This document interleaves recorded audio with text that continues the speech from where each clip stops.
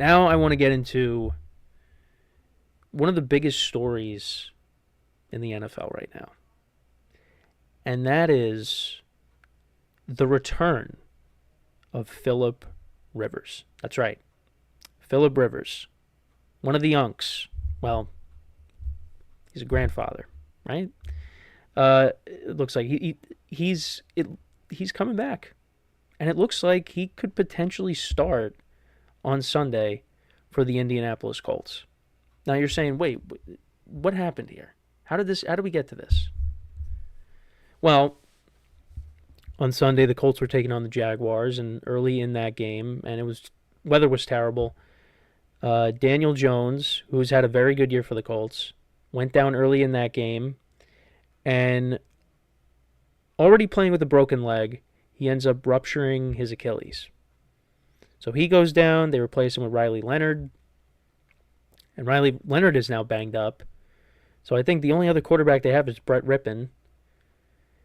So Shane Steichen ends up calling up, and Chris Ballard, they end up calling up Philip Rivers. They say, hey, would you be interested in coming back and playing?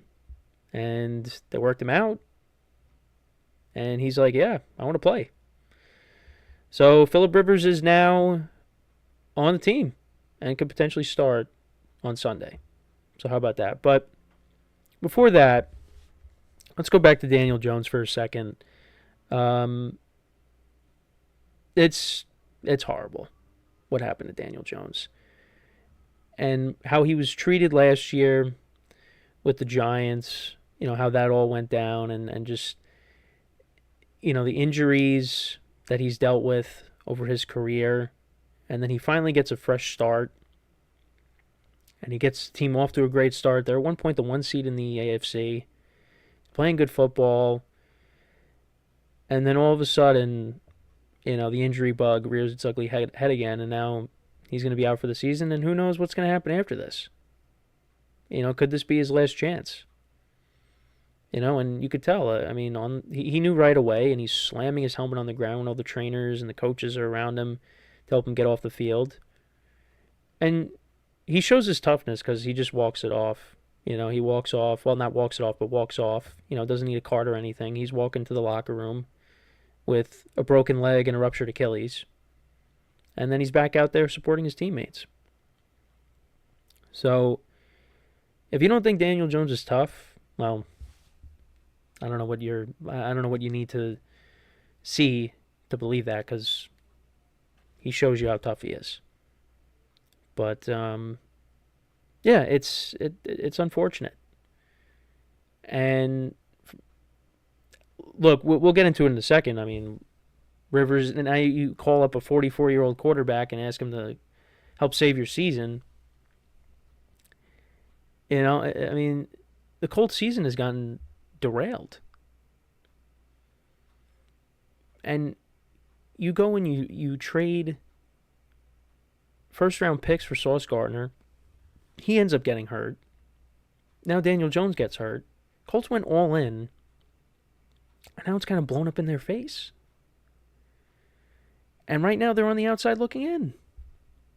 Whereas 5 weeks ago, you would have thought, yeah, this team looks like they're making the playoffs. Because with the Texans and where they were, and Colts where they were, now the Colts are trending down, Texans are trending up. So this is like a last chance effort, last ditch effort to try and save their season. And they're relying on 44-year-old Philip Rivers. And the last time Philip Rivers played a football game was in January of 2021. Playoffs against the Bills. And the Colts lost that game. I forget what was the final score? It was like 27-20. It was a close game. And Rivers had a good year for the Colts. And then they just went on that carousel. Well, the year before that, it was Jacoby Brissett. And then Brissett was still on the team, but you brought in Rivers. And then it was Carson Wentz. Then it was Matt Ryan, Gardner Minshew, Anthony Richardson. Well, Anthony Richardson, was supposed to be it for 2023, but then he gets hurt. Then Minshew steps in, And then last year you have Flacco and Anthony Richardson. And I know I'm missing some other guys as well. Um, Brian Hoyer was also on the team in 2019 with Brissett. And now you got Daniel Jones, and Anthony Richardson's been on IR. Now you bring in Phillip Rivers. And yeah, it's. I mean, I'd want to go back and look as to why didn't they just bring back Phillip Rivers then? In 2021, I don't know if he just didn't want to play. I mean, it's obviously he wanted to continue to play. Maybe the Colts just wanted to go in a different direction. I mean, I thought the Wentz trade at the time was good because pairing him up with Frank Reich, and Wentz actually wasn't that bad. But then at the end of the year, they collapsed, and then they moved off of him, and then they went to Matt Ryan. And they have not been able to find that replacement. So now they're going back to Phillip Rivers, who's 44 years old. And the thing is, Tom Brady kind of set the bar with playing till he's 44, 45 years old. And now, these other quarterbacks are thinking, yeah, I could do the same thing. And I'm curious to see what happens we'll see what happens with Aaron Rodgers. But Matthew Stafford's getting close to 40. You got Joe Flacco still slinging it when he needs to. If you surround these guys, and I say it all the time, if you surround these veteran quarterbacks with a good O-line, they got a good running game, you got guys that can catch the football, they can still sling it. Now, you have some guys like Drew Brees and Peyton Manning where, whether it was Brees with his shoulder or it was Peyton in his neck where, they couldn't throw. So it really didn't. Their arm was shot towards the end of their career. So yeah, they couldn't play. If they still had it, they probably would still want to play. So with Phillip Rivers, and I saw, videos of him still slinging it. Yeah, I think he could still throw. But now, how is it going to be now playing in an NFL game that you haven't played in 4 years almost? Or 5 years almost? How is that going to be? There's going to be a lot of rust. And on top of that, you're 44 years old. And the other thing, too, is you look at the Colts' schedule. It is not easy. You have two of the best defenses in the league that you will be going up against. Seattle on Sunday, in Seattle, and then you got the Texans. And then you also got San Francisco, which, there's no Nick Bosa, no Fred Warner, so you don't have to worry about that, but still. Robert Saleh coached defense. And then you got the Jags again, who you just played. So Phillip Rivers is stepping in, going up against some top defenses, some top opponents. Hasn't played in 5 years, almost, and is 44 years old. How is that going to go? That could go very poorly. That could get very ugly. Now, the thing about Phillip Rivers is, we talk about Daniel Jones and his level of toughness. Phillip Rivers is a tough quarterback, too. Guy played in an AFC championship game with a torn ACL. Now, that was also 2007, 2008 season.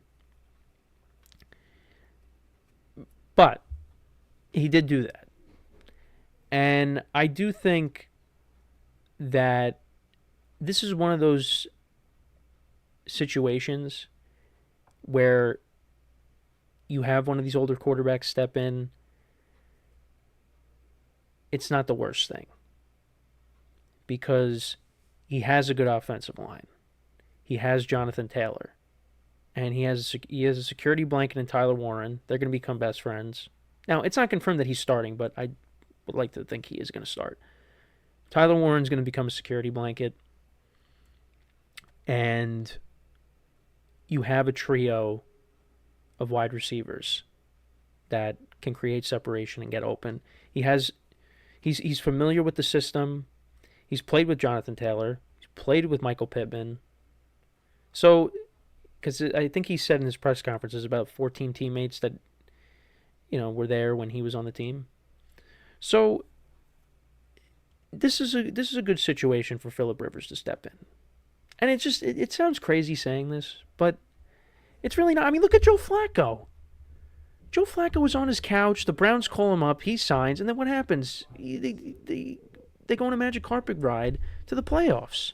So, you got that, but at the same time, you could say, well, Phillip Rivers hasn't played in 4 years.